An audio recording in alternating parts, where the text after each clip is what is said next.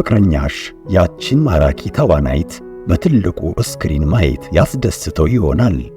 ነገር ግን በፊልሙ ቲያትር ውስጥ የያዘው የአንቺን እጅ ነው። ሰዎች ስለ እናንተ ያላቸውን ስሜት እንዲቀይሩ ማድረግ አትችሉም። ስለዚህ አትሞክሩት። ሕይወታችሁን ብቻ ኑሩ እና ደስተኛ ሁኑ። ይቅርታ መጠየቅ ሁሌም ተሳስተሃል ማለት አይደለም። ሌላው ሰውም ትክክል ነው ማለት አይደለም። ከራስ በላይ ለግንኙነት ዋጋ ትሰጣለህ ማለት ነው። በአማካኝ አንድ ሰው አንድን መረጃ ካጠና በኋላ በ28 ቀናት ውስጥ 18 በመቶውን ብቻ ያስታውሳል። አንዳንድ ጊዜ ጓደኛን ማመን በጣም አስቸጋሪው ነገር ነው። በጣም የቅርብ ጓደኞች እንኳን ጠላቶች ሊሆኑ ይችላሉና።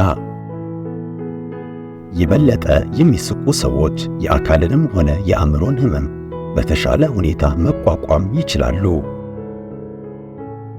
ወንዞች ወደ ኋላ አይመለሱም። ስለዚህ እንደ ወንዝ ለመኖር ሞክር። ያለፈውን እርሳ እና በወደፊት ላይ አተኩር። ሁል ጊዜ አዎንታዊ ሁን። አንድ ሰው ማጣት እንቅልፍ ማጣት ያስከትላል። ያ ሰው በሕይወት ከሌለ ብስጭቱ በምሽት እንድትነቃ ያደርግሃል። አንድ ብልህ ሰው በአንድ ወቅት አፉን የዘጋ ዓሣ አይያዝም ሲል ተናግሯል። ተመልካቾች መልእክትን ይበልጥ እንዲቀበሉ ሊያደርጋችሁ የሚችለው ክርክር እውነተኛና ምክንያታዊ ከሆነ ብቻ ነው። ለመልእክትህም ትኩረት እንዲሰጡ ቡና መጋበዝ ሌላው መንገድ ነው። ጥሩ ጓደኛ ማለት ወዲያውኑ የሚረዳ ማለት አይደለም። ሐሳብህን ለመረዳት መሞከሩን ለመቀጠል የሚያስብ ሰው ነው። መዘመር ውጥረትን ለማስታገስ፣ የአእምሮ ጤናን እና ስሜትን ለማሻሻል፣ የህመም ስሜትን ለመቀነስ እና የመርሳት ችግር ያለባቸውን ሰዎች የማስታወስ ችሎታቸውን ለማሻሻል ይረዳል። በፍቅር ውስጥ ያሉ ሰዎች እርስ በርሳቸው አይን ለአይን ሲተያዩ የልብ ምታቸው ይጨምራል፣ እርስ በእርሱም ይጣመራል። ሰዎች በአካል ሲደክሙ የበለጠ ሐቀኛ ይሆናሉ። ብዙ ሰዎች በምሽት ውይይቶች ወቅት ነገሮችን የሚናዘዙትም ለዚህ ነው። ሰዎች እንደ ፍቅር፣ ገንዘብ፣ ጊዜ እና ምግብ ያሉ በቂ ሀብቶች እንደሌላቸው ሲሰማቸው ጥበባዊ ውሳኔዎችን የማድረግ ዕድላቸው አነስተኛ ነው። ይቅርታ መጠየቅ የድክመት ምልክት አይደለም። ከስህተቶች ለመሻሻል ፈቃደኛ መሆንን የሚያሳይ ምልክት ነው። የራስህን ኢጎ ከመጠበቅ ይልቅ ግንኙነቱን ለመጠገን የበለጠ ፍላጎት እንዳለ የሚያሳይ ምልክት እንጂ። ላጤ ወንዶችና ሴቶች ላይ በተደረገ ጥናት መሠረት 66% ያላገቡበትን ምክንያት ተጠይቀው እስካሁን ትክክለኛ የሕይወት አጋራቸውን ባለማግኘታችን ነው ብለው ተናግረዋል። ማንም በማያጨበጭብልህ ጊዜ ወጥ መሆን የበለጠ ከባድ ነው። በእነዚህ ጊዜያት አንተ ለራስህ ማጨብጨብ አለብህ። ሁሌም ትልቁ የራስህ አድናቂ መሆን አለብህ። በፀሐያማ አካባቢ ውስጥ ብዙ ጊዜ የሚያሳልፉ ሰዎች ደስተኛ የመሆን ዕድላቸው ከፍተኛ ነው እና ደስተኛ ሰዎች ብዙውን ጊዜ በፍቅር ይወድቃሉ፣ ምክንያቱም ደስታቸው ተላላፊ ነውና። መሰላቸት አእምሮን ከልክ በላይ እንዲያስብ ያደርገዋል።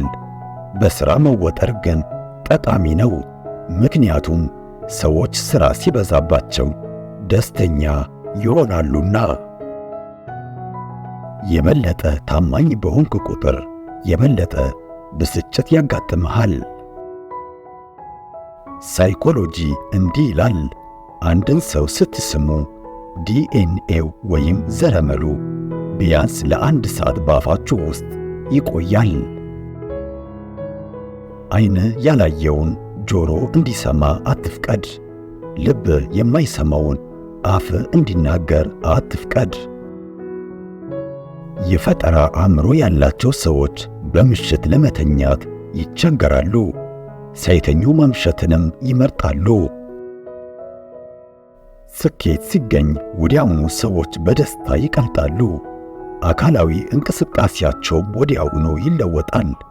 ግን ይሄ ለአጭር ጊዜ ብቻ የሚቆይ ነው። ጠንካራ ጓደኝነት የዕለት ተዕለት ውይይትን አይፈልግም፣ ሁልጊዜም አብሮነትንም አይፈልግም። ጓደኝነቱ በልብ ውስጥ እስካለ ድረስ እውነተኛ ጓደኝነት ፈጽሞ አይለወጥም።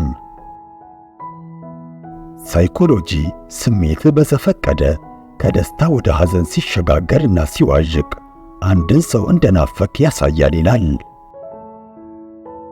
ሴት ልጅ ስለ ችግሯ ስታወራ ቅሬታዋን እያሰማች ነው ማለት አይደለም፣ ነገር ግን በትክክል ባንተ ትተማመናለች ማለት ነው።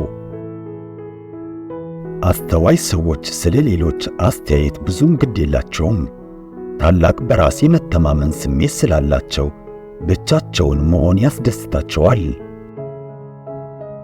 በጽሑፍ ገላጭና አስቂኝ የሆነ ነገር ግን በአካል ስናገኘው አይን አፋሪ የሆነ ሰው ቴክስትሮቨርት ይባላል።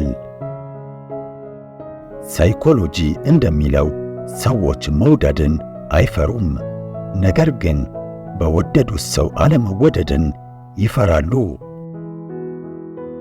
ዝም ማለት ምንም የምትናገረው ነገር የለህም ማለት አይደለም። አድማጮቹ ሐሳብህን ለመስማት ዝግጁ አይደሉም ብለህ ማሰብ እንጂ። ባለትዳሮች ከትዳር አጋሮቻቸው ጋር መጨቃጨቃቸው ግንኙነታቸው ማብቃቱን የሚያመለክት ሊመስል ይችላል። ነገር ግን ብዙ ጊዜ ጥንዶች በተሻለ ሁኔታ እንዲተሳሰሩ ይረዳቸዋል። በሰውነታችን ውስጥ ያሉት ሴሎች አእምሮ ለሚናገረው ወይም ለሚሰማው ሁሉ ምላሽ ይሰጣሉ። አሉታዊነት የሰውነትን በሽታ የመከላከል ሥርዓትን ይቀንሳል። የአእምሮ የማሰላሰል ወይም የማሰብ አቅም ሲጨምር ለነገሮች ምላሽ የመስጠት አቅማችንም ይጨምራል። ይህን ባህሪ የሚያሳዩ ሰዎችም በምሽት ለመተኛት ይቸገራሉ። ከ16 እስከ 24 ዓመት የሆኑ ሰዎች 70% የሚሆኑት በ15 ዓመታቸው ለመጀመሪያ ጊዜ በፍቅረኛቸው ተስመዋል። 30%ቱ ግን ጭምቶች ናቸው። ከመጠን በላይ ማሰብ እንደ ሳይኮሎጂ ለአእምሮአዊ ውድቀት በከፍተኛ ደረጃ ያጋልጣል። አንዳንድ ሰዎች አንድ ሙሉ የጽጌረዳ መስክ ሊሰጣቸው ይችላል እና በውስጡ ያለውን እሾህ ብቻ ነው የሚያዩት። ሌሎች ደግሞ አንድ በአረም የተሞላ መስክ ሊሰጣቸው ይችላል እና በውስጡ ያሉትን ያማሩ የዱር አበባዎችን ብቻ ማየት ይችላሉ።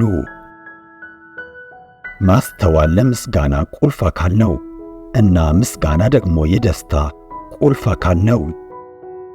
ከዛሬው ቪዲዮ ትልቅ ቁም ነገር እንደተማራችሁ ተስፋ በማድረግ ያላችሁን ሐሳብ፣ አስተያየት በኮመንት ሰክሽን ላይ አካፍሉን።